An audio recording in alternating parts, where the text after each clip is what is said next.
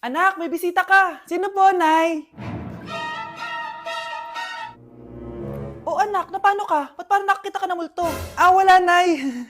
Ma'am, kamusta naman po yung anak ko sa school? Isusumbong ko si Kyle sa inyo, ma'am. Ma'am, bakit? May ginawa ba siya? Yang anak mo kasi. Ano po, ma'am? Napakagaling, oo. Masipag at matalino yan sa school, ma'am.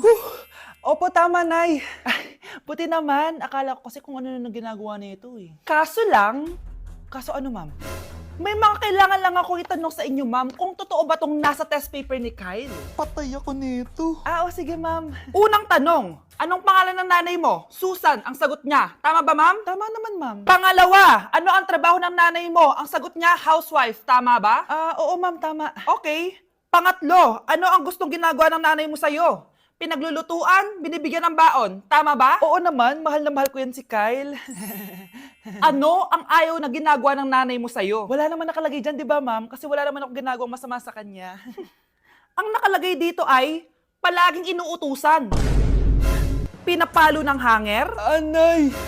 binabato ng kaldero, sinisigawan, minumura, at pinapalayas. Tama ba, ma'am? Walang iya ka, anak. Halika rito! Nay, wag mo! Pinapalo pala kita ng hanger, ha? Halika rito, matatamaan ka sa akin! Nay, test paper lang yan eh! Ma'am, kumalma ka. Kumalma?